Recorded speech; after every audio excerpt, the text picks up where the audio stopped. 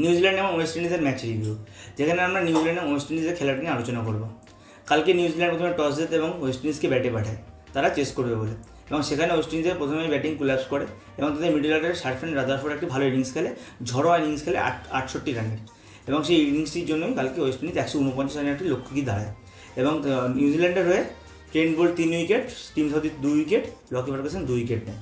এবং তারপরে ব্যাটে নামে নিউজিল্যান্ড, সেখানে তাদের টিম কোল্যাপস করে প্রথমে ডেভন কনে আউট হয়ে যায় এবং ফিনাল রান সেট হয়, বাট সেরকম বড় রানে যেতে পারে না।